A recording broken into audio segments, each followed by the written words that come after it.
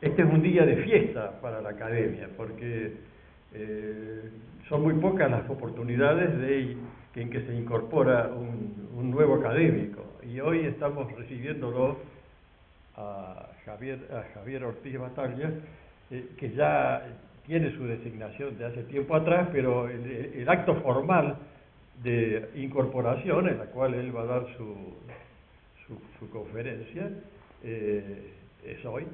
Y digo que es una cuestión, es una fiesta, porque acceder a académico titular o académico de número, como también se llama académico de número justamente porque solamente hay 35 sitiales, ¿no? Entonces acceder a un sitial habla de méritos, ¿no? Y de esos méritos se va a hacer cargo el académico acá, Jerry de la Paulera, ¿no? Y por eso es digno de una felicitación muy grande el haber accedido a esto. Le vamos a hacer entrega de diploma, no de collar. Javier acaba de recibir hace poco en la Academia de la Historia el diploma y collar. Acá nosotros los economistas parece que más que economistas somos demasiado económicos, digamos, no otorgamos collares, no otorgamos collares. Así que, pero bueno, muchas gracias y le doy la palabra ahora al académico Gerardo de la Paulera, que va a presentar a nuestro académico que se incorpora. Gracias. Bueno, gracias, señor presidente de la Academia Nacional de Ciencias Económicas. Bueno, para mí es un honor que Javier... no sé si hace falta esto el micrófono, ¿no? Sí. Creo ahí está. Ahí está. Entonces vuelvo a lo repetido. Bueno, para mí es un honor que Javier me confiriera la oportunidad de presentarlo en esta gran ocasión.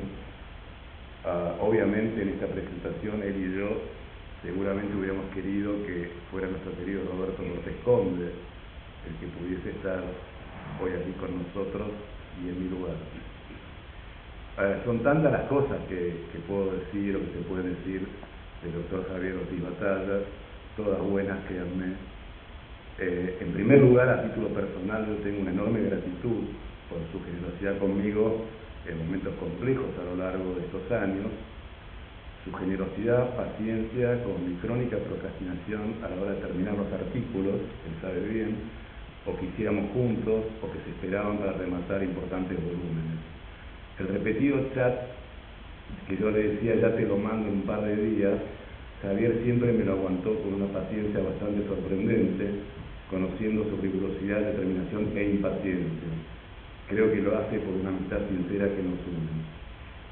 Javier ha desarrollado una carrera profesional excepcional en lo académico y también excepcionalmente multifacética.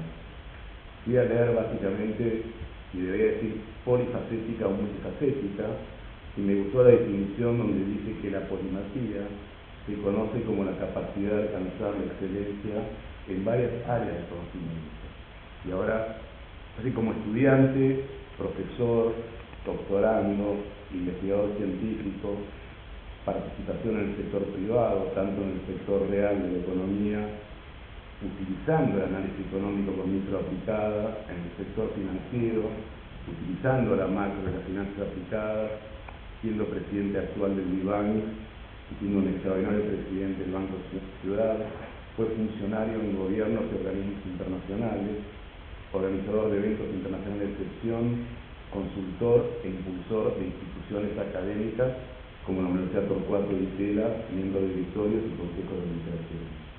Y lo que siempre me ha sorprendido, es así, es que esta capacidad multifacética la ha encarado dando lo máximo y con una calidad sublime, una característica realmente descollante. Voy a hablar de saber académico, economista, y su importantísima contribución para nuestra disciplina.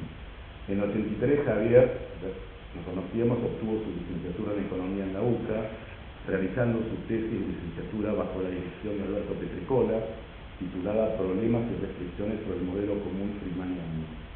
Luego de realizar una maestría en el Instituto Torcuato Di Tella, Javier obtiene su PhD en Economics en la University of California en Los Ángeles, UCLA, cuyo comité de tesis estuvo compuesto nada menos que por Sebastián Edwards como chair, Alito Harber y Axel de Rosenthal. Como resultado de algunos capítulos de su tesis doctoral, publica Los bancos centrales en América Latina, sus antecedentes históricos, publicado por la Editorial Sudamericana en mayo del 98, que es una contribución imprescindible para entender la génesis y posterior desarrollo de la banca central en nuestro continente.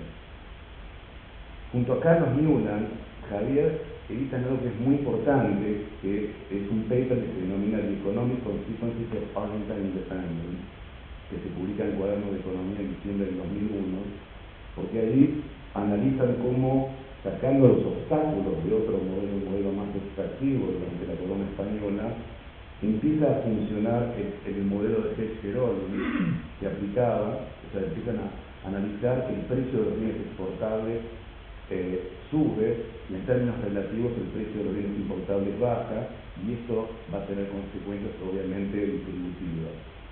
Luego ambos es un paper muy importante, porque es un enfoque que combina el análisis de la economía internacional con un enfoque neoinstitucionalista, es un paper que me gusta en particular.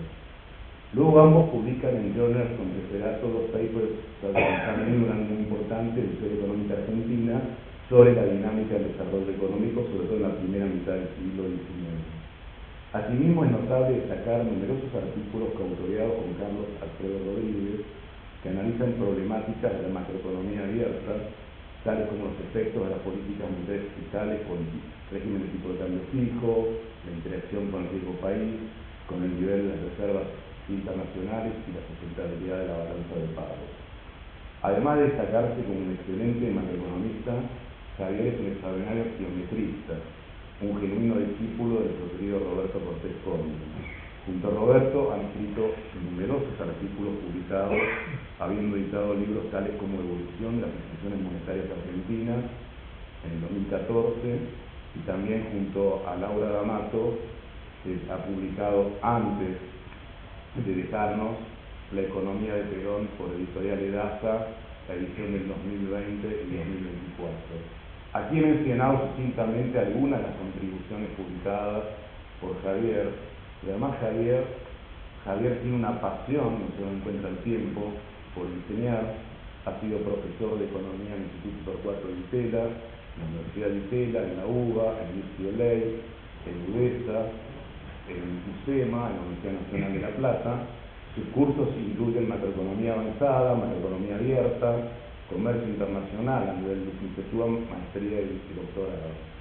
Javier asimismo ha sido grantee de la Ford Foundation, de la Fulbright Commission, de la Sloan Foundation, de William and Sloan Foundation, de UCLA, de la OEA, etc. Y participó como autor y comentarista en más de 50 conferencias internacionales a lo largo de su carrera. Asimismo, Javier es un economista que está absolutamente comprometido con la construcción y sostenimiento de instituciones académicas de excelencia, además de haber sido miembro del comité organizador de la naciente Universidad Torcuato Di Tella. Hoy Javier es el presidente del Consejo de Administración de la misma institución. El doctor Javier Ortiz Batalla ha demostrado ser un economista que puede viajar con profundidad y rigurosidad áreas de nuestra disciplina tales como la macroeconomía, el comercio internacional, las finanzas públicas, la econometría y la historia económica cuantitativa.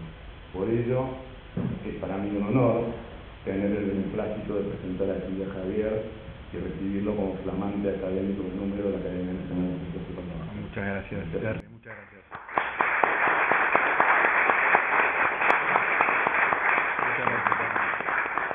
Bueno, vamos a proceder entonces a entregar el diploma que lo acredita como tal, ¿no? Que está acá. Muchas gracias, Javier. Felicitaciones. Gracias. Es un honor podérselo entregar. Muchas gracias por recibirme. Gracias, Jerry. Gracias por mostrarlo si querés más.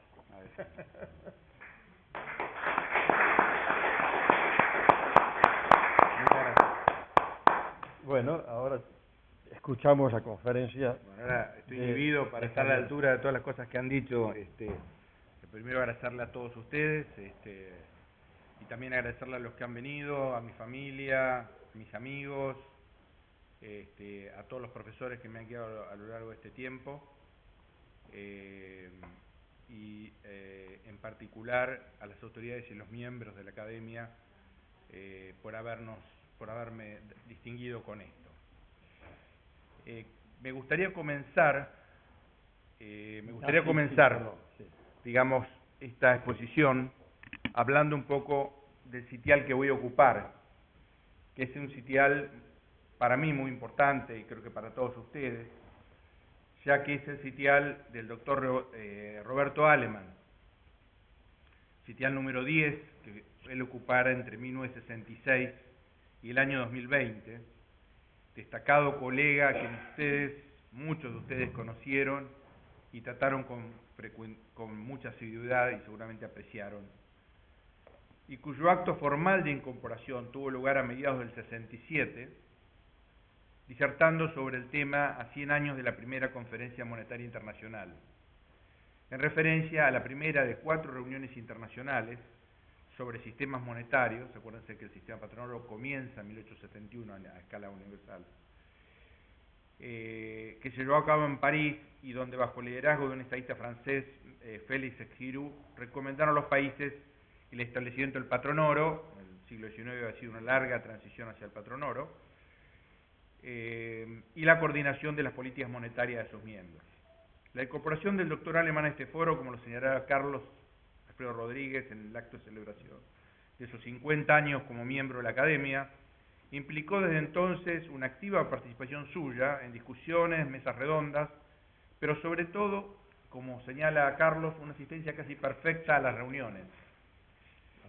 Es que se trató de un hombre de Estado, con una inclaudicable vocación por el servicio público, múltiples facetas y destacadas actividades.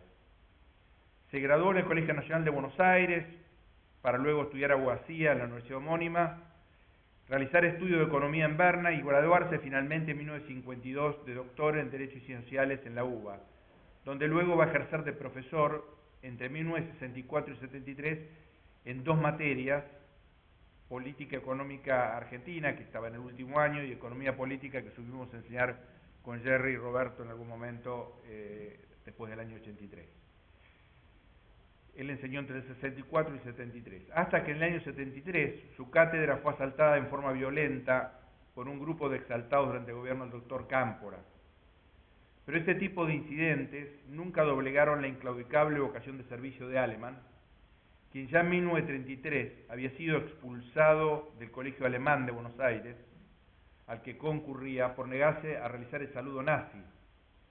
Así que como tampoco lo llevaban para atrás ese tipo de episodios, tampoco lo hicieron cuando en medio de los avatares del 2002 fue atacado con 80 años por un nutrido grupo de inadaptados en la calle Florida. Es que se trataba de un hombre valiente, muy decidido, de una amplia cultura, de una radical honestidad y de una irrefanable vocación por la cosa pública. La mejor muestra de ello lo encontré hace poco en una entrevista que le realizara Juan Carlos de Pablo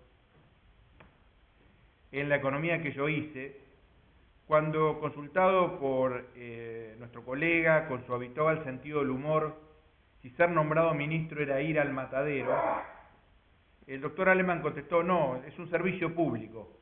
Si lo llaman todo hombre bien nacido que le ofrecen la posibilidad de hacer, debe hacerlo. Hay que tener una razón muy fundamental para declinarlo, es obligación como ciudadano. Y con un gesto de humildad llegó a decir que en 1961, cuando se le ofreció por primera vez el Ministerio de Economía, o de Finanzas, él lo había hecho a pesar de que antes había explicado a sus interlocutores claramente que no reunía las condiciones para hacerlo. Todo esto es tomado del texto de Juan Carlos. Y vaya si tenía esas condiciones. Muy joven, en 1956, actuó como negociador de la deuda en el Club de París, recientemente fundado. Fue consejero financiero en Londres y Washington, y luego subsecretario, el segundo cargo en importancia, para finalmente en 1961 reemplazar al ingeniero Álvaro Zalgaray como ministro de Economía, con una activa gestión donde continuó con las tareas de de la normalización de la economía argentina, y digo normalización porque después voy a hacer referencia a todos los desequilibrios con que los años 40 y 50 cargaron a la economía argentina, privatizando empresas, equilibrando el presupuesto, una prioridad para él, y abriendo mercados y oportunidades de financiamiento, algo en que él creo que fue especialista, hasta su renuncia a comienzos de 1962.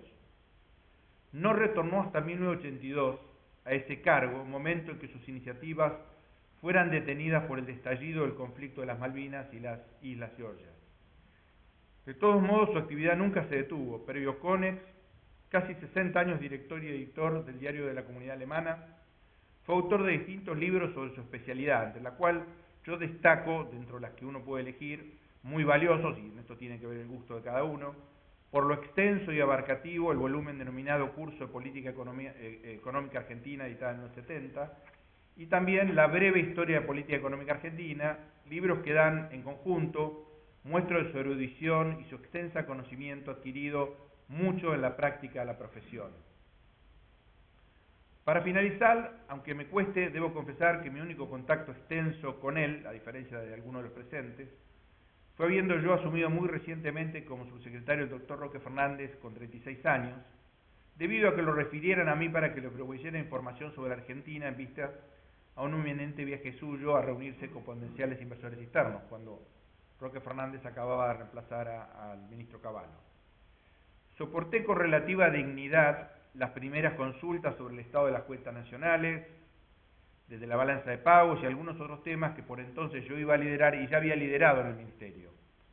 Pero cuando llegamos a temas impositivos, fiscales y financiamiento, las respuestas de un recién llegado dejaron de ser convincentes para él, lo cual no interrumpió el requisitorio. Hasta que, para gran alivio mío, me agradeció, no sin antes sugerirme en tono amable, pero bien enérgico lo recuerdo, que debía rápidamente profundizar en esos temas si quería influir de modo positivo en las negociaciones futuras de la Argentina. Le agradecí al mismo tiempo que quedé muy impresionado con la severidad de su actitud y su acertado consejo final que traté de llevar a cabo. Solo quiero finalizar esa conmemoración de su figura diciendo que cuando esta academia me comunicó la propuesta de ocupar su situal, recordé inmediatamente este episodio de su juventud.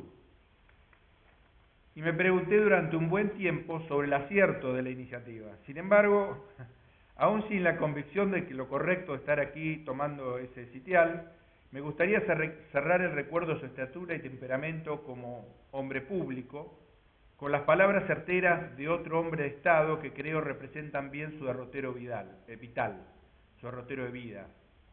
El éxito no es definitivo, el fracaso no es fatal, es el coraje para continuar lo que cuenta. Muchas gracias a todos.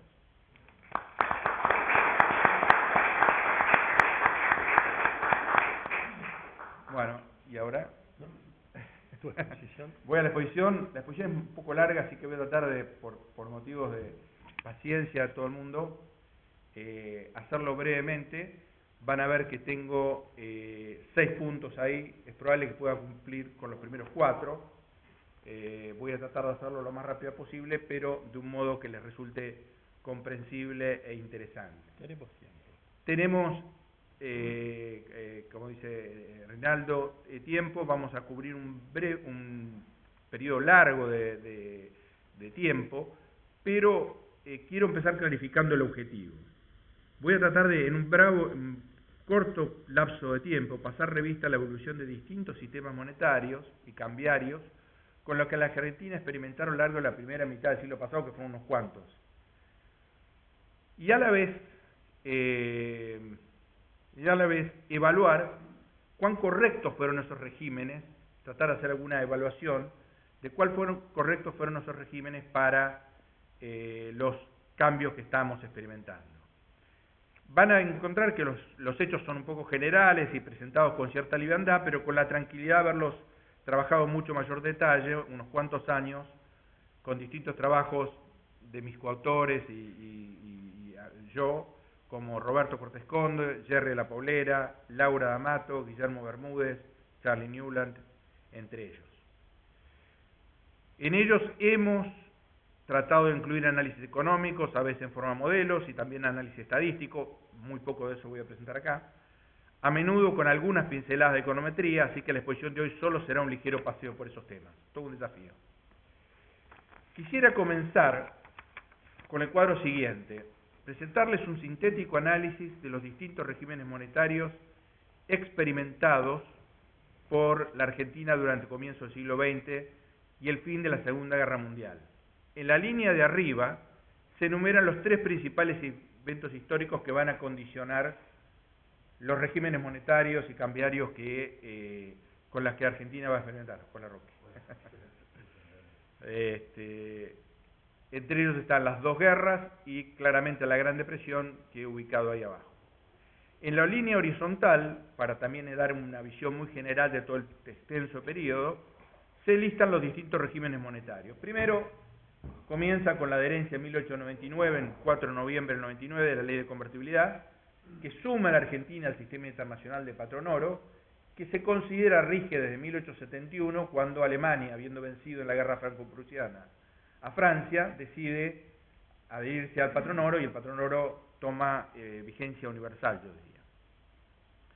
Y que va a durar, de facto, desde 1903, o sea, desde 1903 entra dentro de los puntos de paridad oro, y que va a durar hasta la Gran Guerra, hasta la Primera Guerra Mundial, un evento que sorprende a todos por su intensidad, porque se esperaba inicialmente que fuera un evento de tipo más transitorio.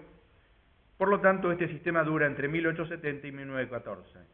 Luego de un periodo de flotación y prolongados esfuerzos por volver a la paridad original, Argentina van a ver que vuelve a este patrón como patrón cambio oro, que es una ligera variante de la anterior, en 1927 con el presidente Irigoyen y el ministro Molina, que estaban muy interesados en mantener la estabilidad y continuar con el crecimiento que la economía argentina estaba experimentando.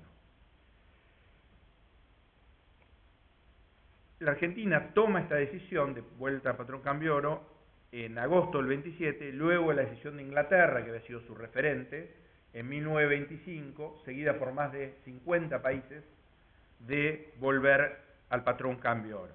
El patrón cambio oro esencialmente era lo mismo que el anterior, solo que los países tenían como moneda de reserva, en lugar del oro, también podían tener libras o dólares, que a su vez tenían reservas en oro para respaldarlas. Era una forma de darle algo más de flexibilidad al sistema.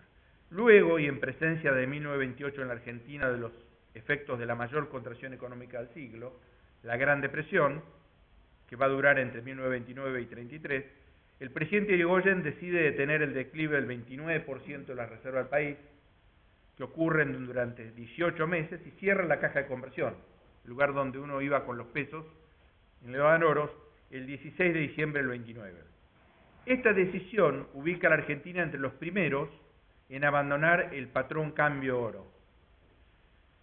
Ocurrido ya el golpe contra el presidente Irigoyen, el ministro Uriburu en los días posteriores avanza un paso más, y en 1931, un mes después de que el Banco de Inglaterra abandona la convertibilidad a libra, es decir, impone controles de cambio, en septiembre del 31, Argentina, además de flotar su moneda, impone un control de cambio en octubre del año 31, un arreglo, el de control de cambios, que con distintas variantes va a perdurar hasta el final del periodo larguísimo que voy a analizar, o que voy a tratar de dar una visión. Ahora, para darles una visión muy de largo plazo y muy rápida de esta división, he buscado solamente dos indicadores, que son indicadores de crecimiento y de estabilidad, como para darles una idea general de cómo fueron los periodos. Respecto al crecimiento, se observa que la Argentina, hasta la Gran Depresión, tiene periodos altos y sostenidos de tasas de crecimiento por encima del 6% anual, interrumpidos solo por la Primera Guerra, con un año mínimo, el inicial muy duro, tanto durante el periodo patrón oro como en el denominado de los dorados años 20, cuando la Argentina crece rápidamente, y esto lo he analizado en detalle en muchos otros lugares, principalmente por dos factores: exportaciones e inversión, en ambos periodos, transitando un periodo de gran prosperidad y modernización. La data de base es la data histórica de CEPAL.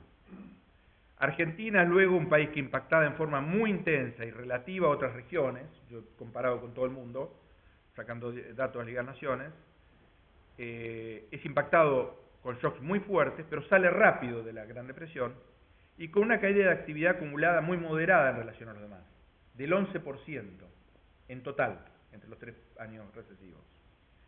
A posteriori viene una recuperación más modesta en términos relativos, más veloz que la de los Estados Unidos, pero peor que la de los llamados países de colonización reciente, que eran tomados como referencia en ese momento para compararnos, y hasta mucho después, países como Canadá, Nueva Zelanda, Australia, etcétera, Sudáfrica. Y luego, durante la Segunda Guerra, usa políticas expansivas, porque los policy makers están vivos, que hacen políticas monetarias expansivas porque tenían el recuerdo de un muy magro crecimiento durante la Primera Guerra.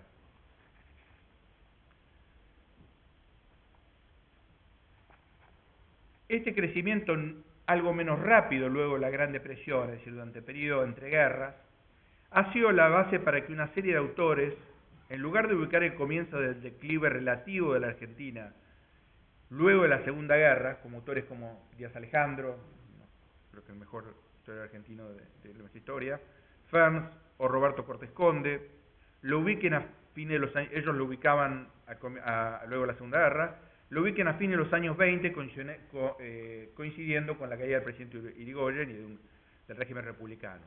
Menos comprensible la posición de autores como Ditela Zimmermann, en los 70 con su teoría de la Gran Demora, o Alan Taylor en su paper del Journal of International Economics mucho más reciente, que ubican este quiebre en la Primera Guerra y aducen el derrumbe del patrón oro internacional y la pérdida de centralidad de Argentina e Inglaterra como comienzo del declive relativo a Argentina. Analistas del crecimiento argentino, sin embargo, parecen coincidir en un hecho, que es que a partir del año 75 todos señalan que el crecimiento de Argentina es realmente malo desde cualquier punto de vista. Autores como Güera y Nicolini han hecho análisis bastante sofisticados recientemente en Cuadernos de Economía, Sarasagi y Nakamura, y nosotros con Marcela Arriague y Guillermo Bermúdez. Lo que queda claro es que el periodo 1900-1945, tomado en su conjunto, muestra un crecimiento anual cercano al 4%, superior a los de Latinoamérica, superior a los países de colonización reciente y muy superior a los del mundo en su conjunto, que ahí tengo una muestra bastante extendida de países sacada de Madison. Ahora, si miramos el otro indicador, que es el de inflación, Argentina, a diferencia de lo vivido en el siglo XIX, cuando fue a partir de 1826, a partir de 1822 tenemos moneda fiduciaria, a partir de 1826 Argentina deja de tener convertibilidad y empieza a tener moneda sin respaldo y empieza a tener inflación. Es un siglo inflacionario para Argentina a diferencia de otros países. Fue un país con inflación relativamente baja en relación al siglo XIX, con largos periodos de crecimiento, acompañado o por baja inflación, como en la Primera Guerra, en los periodos patrón oro, o por deflación, como durante los años 20. Por eso muchas historiadores se refieren como los dorados años 20. Fuerte crecimiento y deflación. Argentina, además, en la Gran Depresión, ahí se ve ese barrita negativa, muestra una marcada flexibilidad de precios a la baja y también de salarios nominales a la baja, lo cual, si hubiera funcionado el ajuste clásico, por el cual si bajan los precios, la riqueza real, los saldos monetarios reales aumentan y eso puede generar un incremento en la demanda agregada, hubiera sido muy bueno, pero está claro que ese efecto fue dominado en la economía argentina por efectos desestabilizadores que generalmente se encienden con las deflaciones, como el efecto sobre la deuda, o de Irving Fisher y Bernanke, o el efecto Mandel, que básicamente, aunque las tasas nominales de interés sean muy bajas, si las tasas de inflación uno espera que sean de deflación, la tasa real sigue siendo alta, por lo cual no hay inversión, no hay consumo durable, etc. Todos estos mecanismos que han contribuido a la Gran Depresión fueron ilustrados, la contribución relativa, en un paper premiado en el Journal of Economic History como paper del año, por Alan Taylor y Jerry La Paulera de los años 90, ¿no? Fines de años 90. 98.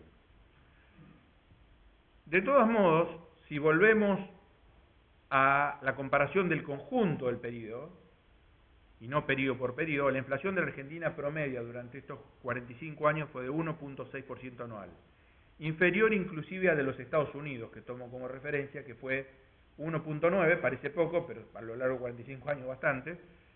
Había sido un país que había empezado el siglo XIX y terminado el siglo XIX con el mismo nivel de precios. Y aún con esta inflación, Estados Unidos se había convertido, gracias a su estabilidad, en el nuevo centro financiero mundial. Había sido el primer país en 1919 en volver al patrón oro con todos sus países satélites, algunos países de Centroamérica, Panamá, países como Filipinas, etcétera, con Wall Street desplazando a Lombard Street definitivamente, que había extendido su reinado durante todo el siglo XIX, desde su vuelta al patrón oro en 1821, una vez que logró eliminar las distorsiones que habían creado las guerras napoleónicas que habían finalizado en 1815. Es decir, que más allá de que Estados Unidos tuvo una enorme estabilidad, Argentina tuvo mayor estabilidad de precios con un importante progreso. Y si bien señalamos que Argentina tuvo algunos elementos de flexibilidad de precios, etcétera, como puede verse en este cuadro, para 1932 y 33, lo peor de la crisis ya había pasado, aun cuando Estados Unidos había abandonado la convertibilidad ese año, o sea, Inglaterra en el 31, Estados Unidos en el 33, con la llegada de Franklin Delano Roosevelt, y devaluaba su moneda en un 50%. Pero en Argentina ya había comenzado un índice de un periodo de recuperación. Yo lo vi básicamente mirando índice de precios de diferentes periodos para ver data mensual, y creció en 1933 a un 5%, lo que vino de la mano de una mucho mayor intervención de la economía, y ahí hay un debate fuerte entre historiadores acerca de si ayudó o perjudicó la tasa de crecimiento, como la instrucción de las juntas reguladoras, precios sostén, arreglos comerciales bilaterales que parecían lo único posible para mantener abierto el comercio en ese momento. Es decir, muchas de las cuestiones hay que analizarlas en el periodo. Ahora, luego de la Gran Depresión, de la mano de una fuerte estabilización fiscal, los controles cambiarios se fueron aflojando a lo largo del tiempo, a la vez que se adecuaba el valor del tipo de cambio, lo cual hizo que la brecha se fuera convirtiendo en mucho menor. Pero fue básicamente una estabilización, si bien el tipo de shock inicial era diferente, pero similar un poquito a la actual en el sentido que había política fiscal y política cambiaria. La política monetaria fue pasiva. Las severas medidas de austeridad, que no voy a describir en detalle, pero hubo aumento de impuestos, reducción de salarios públicos, etcétera, deuda con acreedores, con proveedores, etcétera, permitieron que, a pesar de que la Argentina continuó con el pago de la deuda externa, fue el único país de Sudamérica, esto generó un gran debate dentro del partido gobernante, el Partido Demócrata, y Güello fue el que se impuso, comenzó a reducir su déficit público desde 1932 y para 1935 estaba en equilibrio Argentina. Mientras tanto, la política monetaria expansiva continuaba a tratar de parar las reducciones ocurridas en los agregados monetarios hasta entonces y estabilizar sus niveles. Es decir, a la vez que sus reservas caían, sus agregados monetarios se habían reducido sustancialmente, un 30%, y por lo tanto el gobierno decidió hacer una serie de medidas. Utilizando un par de leyes no utilizadas desde ese momento y aprobadas en la Primera Guerra Mundial, en abril del 31 el ministro Enrique Uriburu, presidente con Félix Uriburu, autoriza a la Caja de Conversión a emitir sin respaldo metálico por primera vez en el siglo XX. ¿Contra qué? Contra documentos comerciales, es decir, prestándole al sector privado. Y lo hace una serie sucesiva de veces, van consiguiendo autorizaciones sucesivas. Y en mayo del año siguiente, el nuevo ministro, el gran financista Alberto Güello, que había reemplazado a Enrique Uriburu, logra la aprobación de un empréstito patriótico de gran magnitud, una emisión de títulos, básicamente de deuda, la que se utiliza en parte ponerla en el mercado, pero otra parte llevarla a la Caja de Conversión y darle papeles a cambio de emisión. Siendo esta nuevamente la primera vez desde la aprobación de la ley de 1899, que mencioné al principio, que se emitían pesos con el objetivo, esta vez, de financiar al gobierno. La otra era de financiar al sector privado. Más o menos ocurría lo mismo en toda América Latina, O sea, los países salían del patrón oro y comenzaban a hacer algo de política monetaria expansiva. Sin embargo, estas soluciones que uno ve como de coyuntura no hicieron que el gobierno provisional tuviera una búsqueda continua por una solución más integral de los problemas monetarios y financieros que van a terminar en 1935 con la aprobación de 5 leyes que transforman completamente el sistema financiero.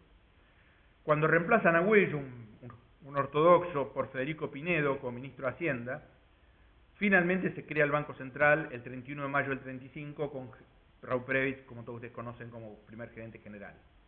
El formato finalmente aprobado, invocado por sus autores Pinedo y Prebisch como basado en un informe hecho por un experto inglés llamado Tony Meyer, que había sido convocado por Weyel, que desconfiaba de la propuesta de Pinedo y Prebisch, que había llegado al país en enero del 32 por 3 meses, un experto que era director del Banco de Inglaterra y con numerosas propuestas a lo largo del mundo, experto de la Liga de Naciones. Pero si bien van al Congreso diciendo es la propuesta de Niemeyer, difiere sustancialmente de esta propuesta.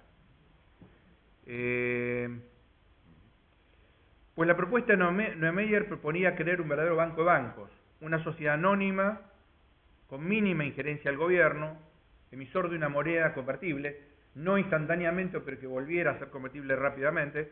Nadie imaginaba cuán largo podía ser el periodo fuera del patrón oro, patrón cambio oro, y con muy limitados instrumentos para llevar a cabo política monetaria, básicamente descuentos, que es el instrumento que se había utilizado en el siglo XIX. Los préstamos al gobierno le estaban completamente vedados y no disponía de la posibilidad de realizar operaciones de mercado abierto o modificaciones de encaje. Sin embargo, el proyecto enviado al Congreso a principios del 35, si bien invocaba la iniciativa del experto inglés, lógicamente, aparecido luego la Gran Depresión, tomaba un formato diferente que los bancos centrales anteriores, los creados por Kemmerer en los años 20 o el recomendado para el Brasil por el mismo Niemeyer. Se trataba de una sociedad mixta, es decir, no una sociedad anónima, sino una sociedad mixta, donde el gobierno poseía 1/3 de las acciones, nombraba directores a diferencia del anterior, y básicamente tenía como objeto mantener una macro estable y promover la liquidez y solvencia del sistema financiero. Estos objetivos, cuando uno lee, parecen bien modernos. Tal vez, como ya mencioné en un momento, saliendo de la Gran Depresión, lo de promover una macro estable era más sesgado en ese momento a promover que no hubiera desempleo o una caída del producto, más que la estabilidad de precios que se ponen en los bancos centrales independientes modernos que se crean en los 80 y 90. Pero la segunda, de promover la liquidez del sistema y solvencia del sistema financiero, ser prestamista de última instancia del sistema financiero, sigue siendo un objetivo de actualidad. Es decir, que tenía dos objetivos que hasta cierto punto siguen vigentes hasta hoy en día. Lamentablemente no en Argentina, donde cambia repetidamente.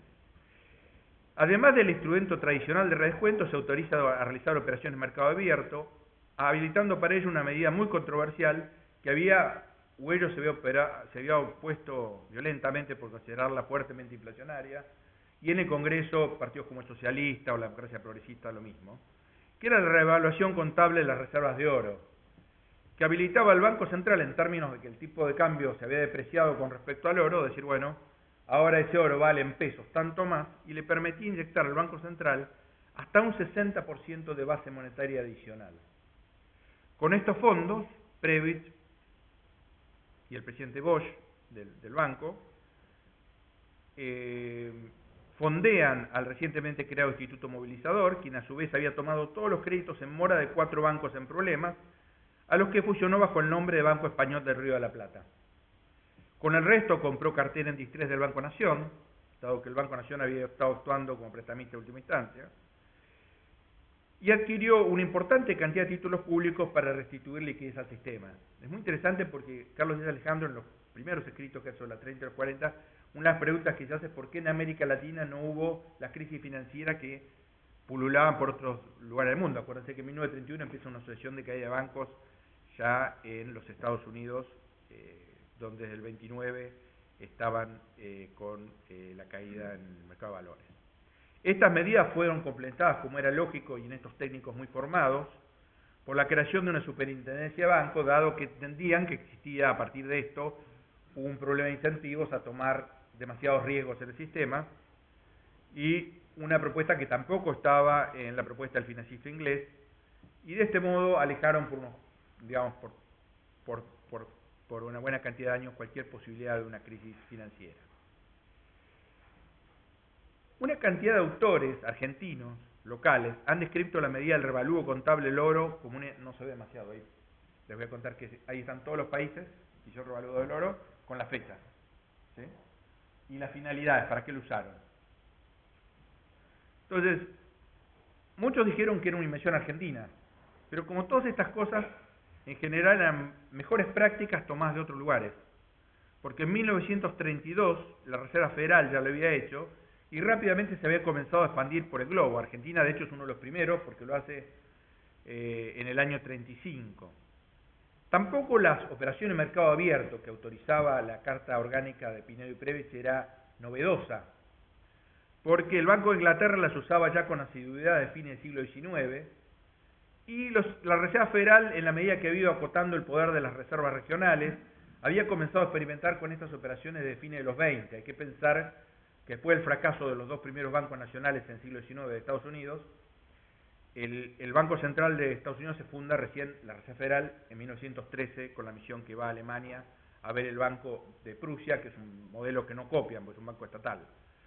Durante el resto de la década, el Banco Central continúa llevando a cabo exitosamente políticas contracíclicas, especialmente cuando viene la crisis del 37-38, nuestra economía casi no se mueve. Y ahí nosotros hemos investigado si se debía a los controles de cambio, o se debía a que no había mercado de capitales y por lo tanto la política monetaria podía actuar de este modo. Lo que sí era cierto es que la determinación de la tasa de interés era propia de una economía semiabierta, siguiendo las técnicas de Edward y Kahn, ese tipo de regresiones que se han publicado. Pero volviendo a eso, a los hechos, digamos, fueron elogiados por economistas muy destacados como Nurske de la Liga de las Naciones o Robert Triffin de la Reserva Federal, por la Liga de las Naciones mismo en sus documentos, y sirvieron como modelo de la autoridad monetaria de otros países. Sin embargo, este modelo, algo convencional luego de la Gran Depresión del Banco Central, porque tenía los objetivos de tener una macro estable y de actuar como prestamista a última instancia del sistema financiero, llega gradualmente a una transformación muy diferente luego de la Revolución Nacionalista del 43, del golpe del 43. Pronto Previs renuncia, por razones obvias, y un tiempo después su histórico presidente Bosch. El banco y todo el sistema financiero va camino hacia una radical transformación, con importantes derivaciones que yo probablemente no logre llegar a tocar, sino que voy a parar en esas transformaciones. Un banco dependiente del Ejecutivo, prestamista de primera instancia al gobierno, y promotor del desarrollo, que en algún intercambio hace pocos días tuvimos con Roque, él lo señaló en un WhatsApp.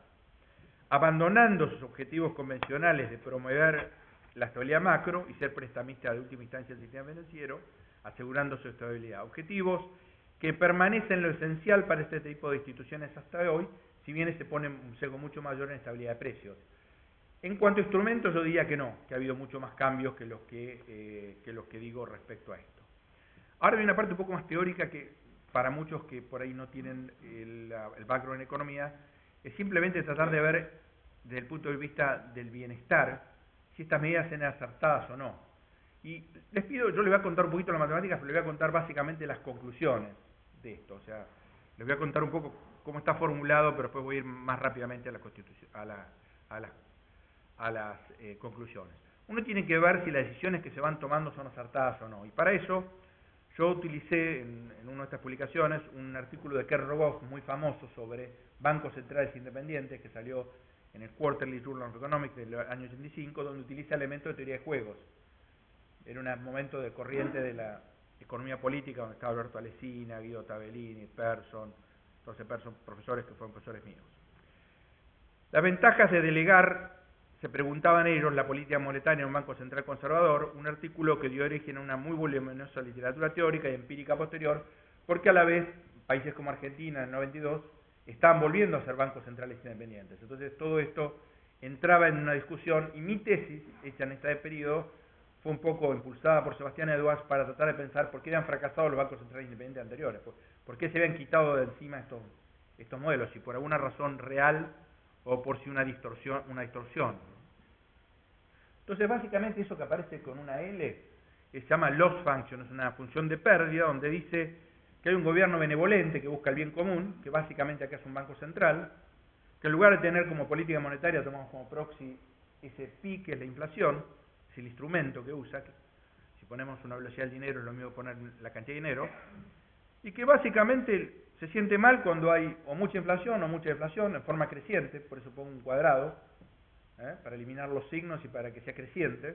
Y en segundo lugar, muy importante, los desvíos del ingreso de los niveles deseados.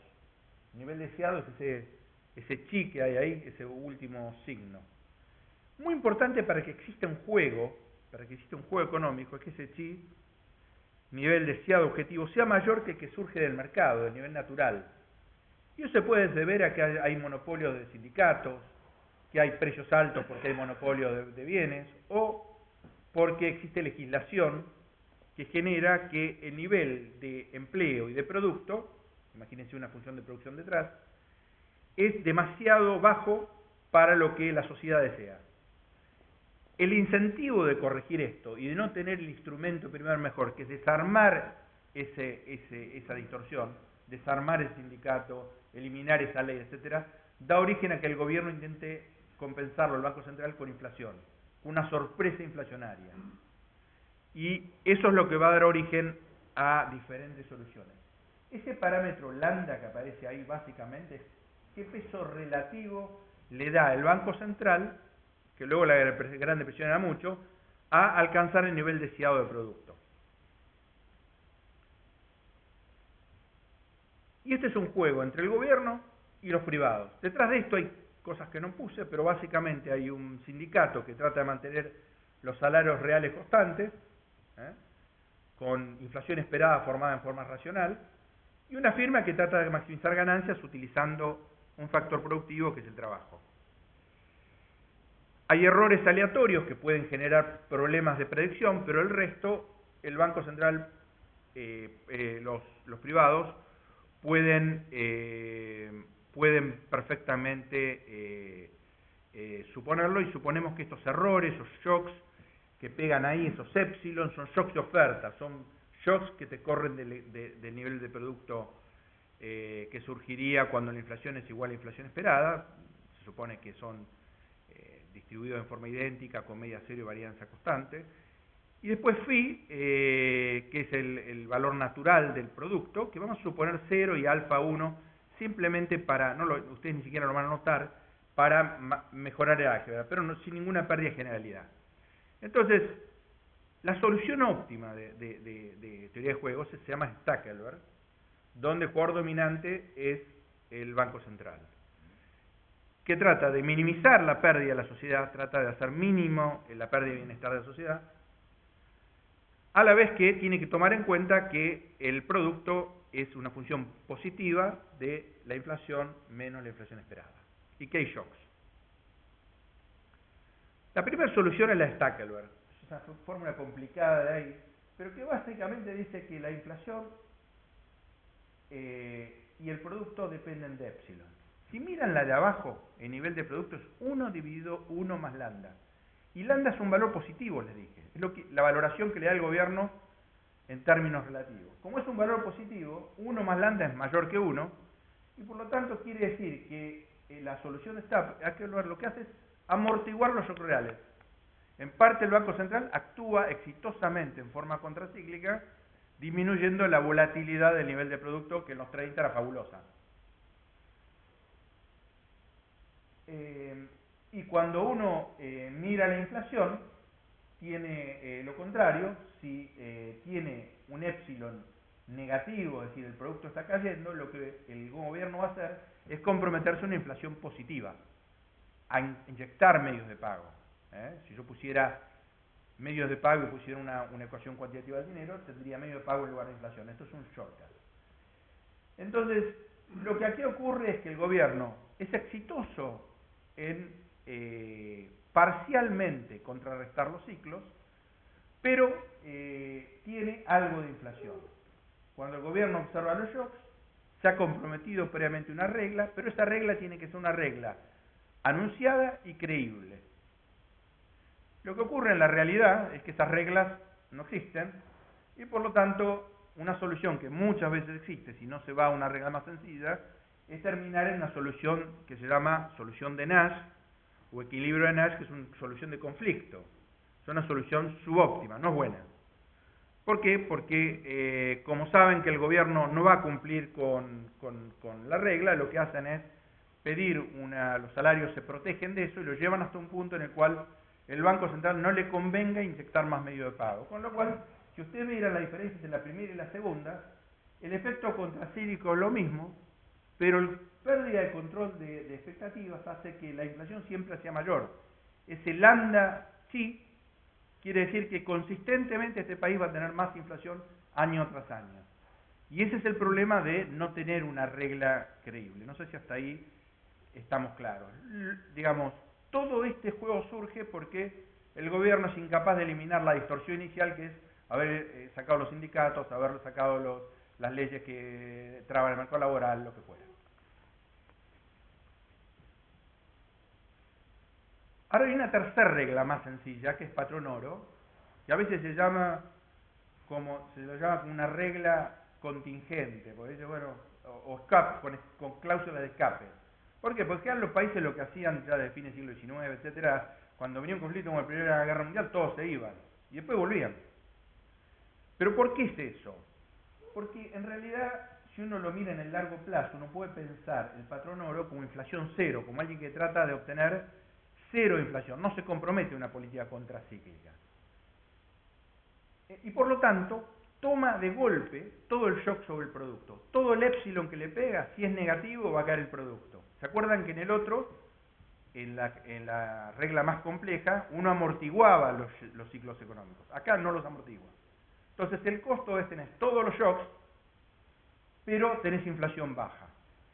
Se puede probar con muy poca álgebra esa fórmula que yo tengo ahí, que es básicamente que cuando esto que es la variación, se llama varianza, de los shocks es muy grande, o cuando lambda, cosa que ocurrió en el siglo XX, el policy maker está muy preocupado por el empleo, mucho más que en el siglo XIX, porque los sindicatos eran más fuertes, el poder político de las clases más pobres era mucho más fuerte, discreción es preferible al patrón oro. Entonces, es entendible que la Argentina haya dejado flotar su moneda en presencia de shocks brutales, como hicieron todos los bancos centrales, en el nivel de actividad. ¿Para qué? Para poder compensar, aunque sea parcialmente, eso a nivel de producto, a costa de tener mayor inflación. Voy a ver si... Bueno, esto es más o menos lo mismo. Si yo, en lugar de hablar de inflación, hablo de agregados monetarios, es exactamente lo mismo, y se ha hecho mucha evidencia empírica buscando si bancos centrales independientes están asociados con varianzas y medidas de inflación o varianzas y medios de agregados monetarios más chiquitos. Digamos, yo he escrito bastante sobre América Latina y mucha gente que ha escrito ha buscado evidencia, como Alesina, por ejemplo, a nivel internacional, y hay otras personas para América Latina también, y en general han concluido que existe una asociación. Es muy importante cuál es la definición de Banco Central Independiente, que acá no voy a llegar. Hay una legal y hay una verdadera o actual, o la que ocurre, que tiene que ver con muchos otros factores, pero no voy a entrar en la discusión. Este es un resumen de resultados que yo simplemente le voy a señalar lo siguiente. Lo que he puesto es reglas, discreción, oro, Banco Central Independiente. Y lo que me gustaría señalarles es básicamente lo siguiente. Cuando tomamos patrón oro, básicamente lo que buscábamos era en presencia de shocks no tan fuertes, porque era una economía que progresaba, la de 1870 a 1914, buscábamos baja inflación y no nos importaban los shocks reales. Después de la Gran Depresión, lo que se tomó es que la varianza de los shocks reales era tan alta que era importante tomar discreción. Pero una vez que se abandonó el patrón oro y se adhirió a un régimen discrecional a costa de tener una mayor inflación, acuérdense de ese término que es que vas a tener una inflación persistente porque perdiste el control de las expectativas, lo más importante es que ese lambda sea este lambda asterisco, que representa las preferencias de un banco central conservador. Es decir, tiene que ser alguien conservador o tiene que ser una autoridad independiente del Banco Central, es un conjunto de cosas que hacen que ese factor persistente en la inflación se reduzca. Y por lo tanto, esta solución es preferible a la de D. Lo que no es preferible siempre es esta a esta o esta a esta otra. ¿Sí? porque eso depende de la economía, el estado de la economía. La de reglas es siempre la mejor, es la óptima, pero es la que los banqueros son muy difíciles de escribir y muy difíciles de que alguien la crea. Entonces, es importante ver que para 1935, Argentina, que ya tenía una inflación creciente del 33, fue interesante delegar a un Banco Central y poner todas estas restricciones al gobierno y que fuera una sociedad mixta con representación de los bancos, etcétera, con facultades limitadas, porque era importante reducir, digamos, mantener a raya a la inflación. Es decir, que el modelo presentado muestra como razonable la decisión de haber abandonado la convertibilidad en presencia de la Gran Depresión. Resulta que la disolución incorporara a posteriori un Banco Central independiente y conservador para mantener las expectativas inflacionarias bajo control, es decir, que no siguieran apareciendo redescuentos por diferentes decretos o lo que fuera, o nuevos empréstitos que se colocaban sin ninguna restricción, también fue razonable. Lo que resulta mucho más difícil es entender la estatización del Banco Central y sobre todo las posteriores reformas, que yo voy a repasar solo hasta el 49 para no cansarlos. Entonces, ¿por qué digo que esta es una decisión que es poco entendible?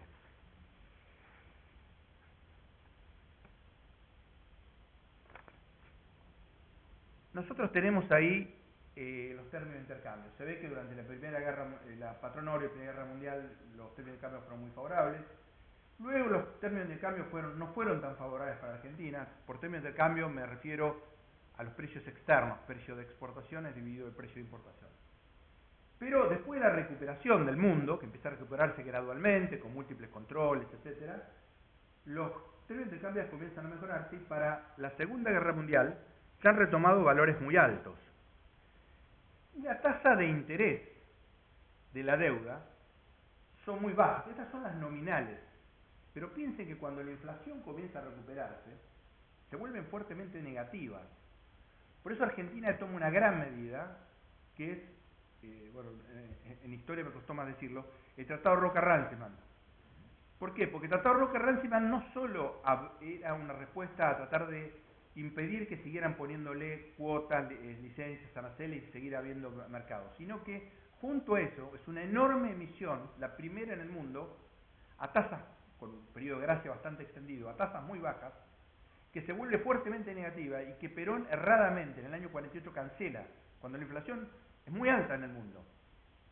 Esto fue uno de los instrumentos que le permitió al Banco Central aflojar las restricciones comerciales y salir del sistema tan rígido de control de cambios en el año 33. Con esto y una pequeña evaluación que hace Pinedo. Argentina había introducido controles con la Segunda Guerra Mundial, como en todos lados. El más importante en el 39 es el control de precios, que se reintroduce. Pero toma una decisión también muy importante, nuevamente, que es dejar que no se aprecie el tipo de cambio. Es decir, en presencia de un exceso de oferta de divisas, producto de exportaciones que siguen siendo demandadas por el mundo, y importaciones que no llegan del resto porque los bancos se hunden y por todas estas cuestiones, la Argentina empieza a tener enormes saldos comerciales. Fíjense que las exportaciones pasan de un promedio de 450 a más de 700, mientras las importaciones declinan ligeramente. Esto podría haberse, no tenido otras consecuencias si hubieran dejado apreciar el tipo de cambio, pero la Argentina decide comprar esos saldos de la balanza comercial, que son crecientes, llegan a ser de 400 millones de dólares corrientes. Son datos de Fiel, son datos corrientes, son periodos largos de tiempo, pero los presenté tal como estaban.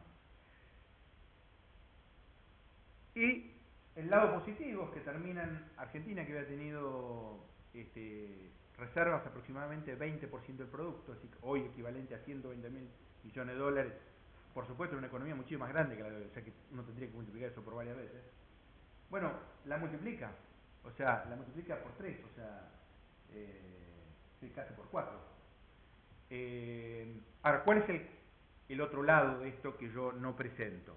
Es que los agregados monetarios más allá del intento de esterilización que se hace hasta mientras está Previs, ya es incontenible. Y la inflación hacia fines del año 45, cuando Perón no podía caminar por los pasillos del Banco Central por el oro que había, Argentina, los 3 países con más oro en el mundo, la inflación argentina empieza a pisar los 2 dígitos.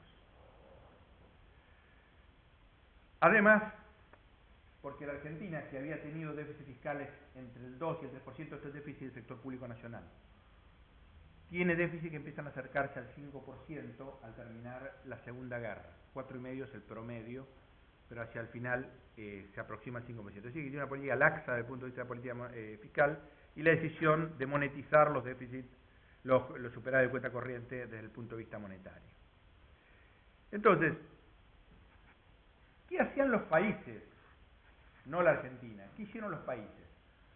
La ortodoxia indicaba que terminada la guerra donde los países iban no les alcanzaba con emitir deuda, emitían señoriaje para financiarse, venían años de estabilización, como había ocurrido en los años posteriores a la Primera Guerra Mundial, lo que generó la recesión del 21 y 22.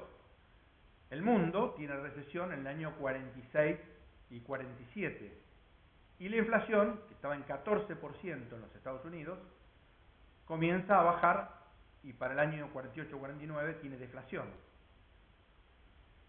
La Argentina hace lo contrario, exactamente lo contrario.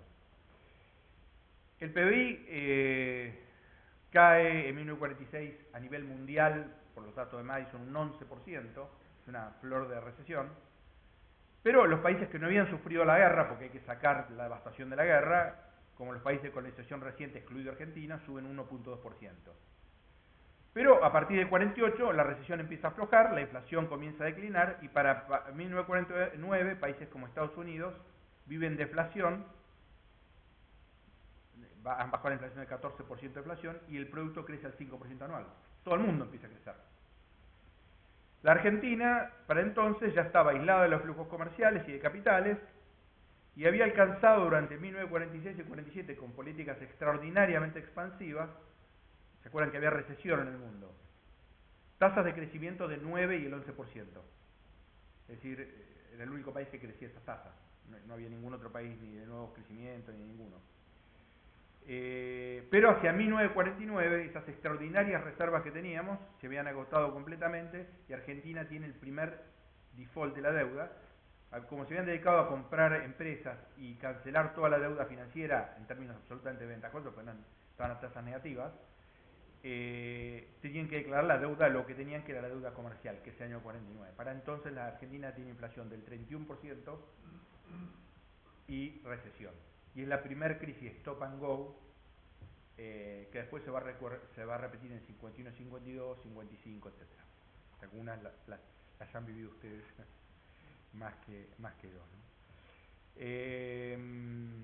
El mundo crecía a fines de los 40 a un 4% anual, con bajo nivel de inflación, porque todo el mundo trataba de converger al sistema Bretton Woods que había sido lanzado en 1944. Habían dicho, patrón oro, no, patrón cambio oro tampoco. Vamos a hacer un sistema de tipo cambio fijo, ajustable, frente a desequilibrios fundamentales. Y para eso lo vamos a apoyar con Fondo Monetario, BIRP, que es el antecedente del Banco Mundial, y delinean el comienzo del gas.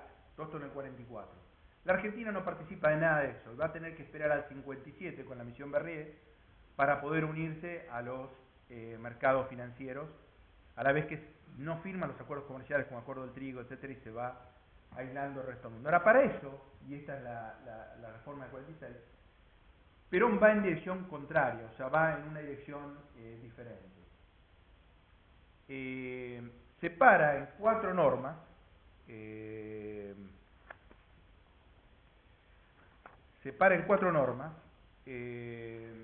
son la estatización del Banco Central, que era una medida bastante común en la época, como vamos a ver ahora. Segundo, la centralización de los depósitos, no absolutamente inusual. Es decir, no encuentran argumentos en otros países, en ninguno de los documentos, como para justificarlo. la nueva Carta Orgánica, que de alguna manera son instrumentales para la estatización del Banco Central, y la nueva Ley de Bancos, que también, que básicamente pasan de un banco de neutralizar los ciclos económicos, que básicamente es estabilización macro y promover la liquidez y salud financiera, a un ente del sector público todavía autárquico, pero que es básicamente un banco de desarrollo.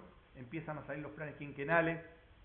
Cuando lo envía el Congreso no dice que se va a transformar en eso, pero en los mensajes de Perón empiezan a aparecer. Y prestamista de primera instancia del gobierno, que llega a tener déficits fiscales superiores al 15%, además con varios presupuestos públicos, el de IAPI, el déficit del Banco Central, etc. O sea que se confunden los roles convencionales del Banco Central por estos roles de un banco de desarrollo y un prestamista de primera instancia del banco del gobierno. La sociedad mixta se convierte en un ente autárquico del Estado, se le compran las acciones al sector privado, ahora el gobierno nombra todo el directorio, se mantienen los objetivos, pero en el mensaje se habla del desarrollo, cosa que está también en la reforma de la Carta Orgánica de 2012 de Cristina, y se le pone abajo todas las juntas y comisiones para promover el desarrollo.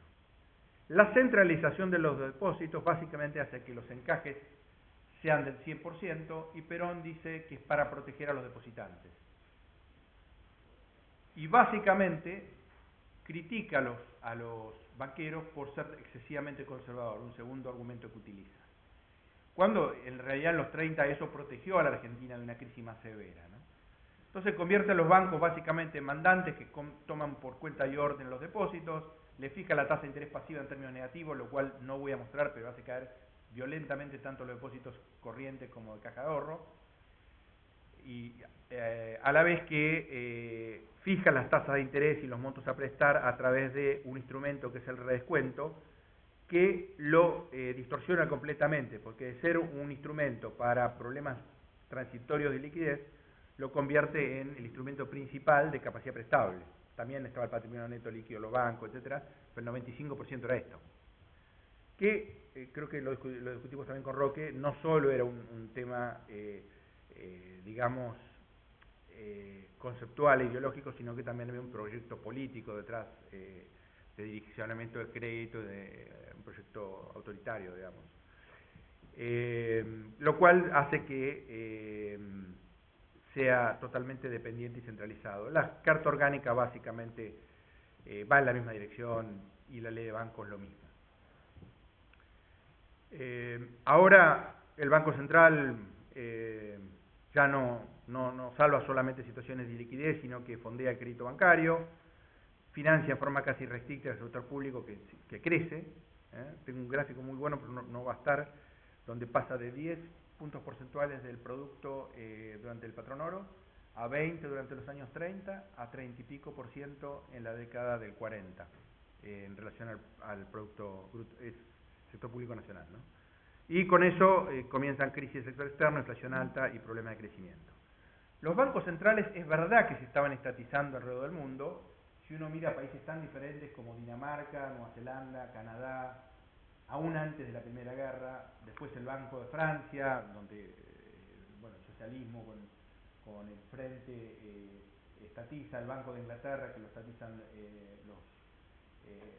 el laborismo, y todo el resto, no era una medida inusual. La centralización del crédito es totalmente inusual. Básicamente en las cartas que se escriben para justificarlo en el Congreso, citan el caso de las estatizaciones de bancos hechas por Francia, que eran bancos importantes, pero no la totalidad, o la de los países detrás de la cortina de hierro, donde se estatizaba el patrimonio neto, la propiedad. Pero ninguno de ellos era un encaje de 100% con crédito provisto por créditos. Es decir que este es el comienzo. Si ustedes ven, son todos decretos leyes. ¿Por qué? Porque entre el momento en que Perón es electo y el 4 de junio que asume, él no quiere pasar por el Congreso. Entonces aprueba todas esas decretos leyes a enorme velocidad, ya con poder dentro del gobierno, y cuando llega al gobierno empieza un periodo gradual, pero sin detenerse, hacia una completa sujeción del Banco Central al gobierno. En el año 49 a eso le da categoría constitucional en la nueva constitución corporativista que artículo muy bueno en el libro de Perón, escrito por Horacio Tomás Liendo sobre eso, sobre las liberales anteriores, y básicamente le quita toda autarquía, es un organismo dependiente del Ministerio de Finanzas. El presidente y vicepresidente del Banco Central van a ser el ministro y su subsecretario del ministro de Hacienda, y esto va a continuar hasta el 55, es decir, el que escribe los cheques es el mismo que los pide, como una pyme, o sea, corrían un déficit de 17% y se podían financiar cuanto quisieran. Se deroga el sistema Banco Central y básicamente todas las demás medidas tienden a eliminar la garantía metálica de los billetes, que se seguía manteniendo en forma nominal como para poder algún día volver a algún tipo de convertibilidad, se amplía la posibilidad de realizar operaciones abiertas, se duplican los montos que el Banco Central puede prestar y así sucesivamente, convirtiendo o transformando al banco en un banco con estas características, a cuyas características yo creo que las identifico bastante en la reforma del 2012 que lleva a cabo el kirchnerismo con la ley que envía al Congreso. Así que esta injerencia del Estado, que fue muy común en otros países, no llegó al grado de total sujeción del Ministerio de Finanzas. La centralización del crédito y la transformación del banco en mandante del Banco Central es inusual. Y esto produce, no tengo tiempo de mostrarles por ustedes, digamos, la desmonetización y la crisis que genera en el mercado de capitales, pero son caídas verdaderamente abruptas en los depósitos, en los créditos no, porque la diferencia la pone el Banco Central, y es el origen de otros los déficits. Pone la diferencia entre los depósitos que declinaban violentamente y el crédito que generalmente se enviaba para la industria y después se priorizan a otros. Y consecuencia, en el año 49, alta inflación y crisis sector externo. Así que voy a saltear todas las que siguen, que son las condiciones internacionales, el legado de Perón, la suba de presión tributaria de Perón a través de impuestos indirectos y directos primero, o sea, ganancias a las corporaciones y indirectos después, el déficit creciente, que llega por encima del 15%, la forma de financiarlo, en el cual el financiamiento del Banco Central llega a ser el 40% total, los agregados monetarios que crecen a valores superiores al 40%, los depósitos que caen del 34% del PIB a 21% del PIB, y los de caja de ahorro que caen del 16 al 9. Y algo bastante interesante, que es que Argentina, con la emisión que hacían generalmente, recolectaba señoriaje mediante el crecimiento de los saldos monetarios reales, es decir, crecimiento genuino, que está puesto ahí como variables, variación saldos reales. 2,5, impuesto inflacionario 2,4.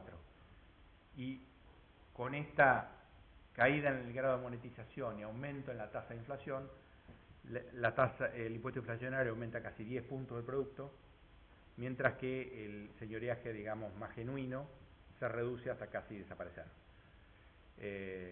Bueno, las demás son cuestiones que ustedes imaginarán: alta inflación, altas brechas hasta el final, más allá de lo que dice la literatura, stock de reservas declinantes. Fíjense que durante todos los años de oro la Argentina tiene reservas superiores al 20% del producto, y una balanza comercial negativa a pesar de las correcciones. Y yo diría que estas son las conclusiones finales. Alta inflación, 19 puntos porcentuales contra 1,7 en los primeros 45 años. Crisis externas que se repiten. Aislamiento tanto comercial como de los mercados financieros. La baja incorporación de capital y tecnología que ya se venía observando en la Segunda Guerra se activa aún más con sus consecuencias negativas al crecimiento, a lo cual se suma también un deterioro del capital humano que hemos tratado de medir en el libro sobre Perón. Y las distorsiones micro y macro fueron después muy difíciles de remover, generando fuerte inestabilidad y bajo crecimiento con deterioro institucional. Y eso sería todo. Muchas gracias.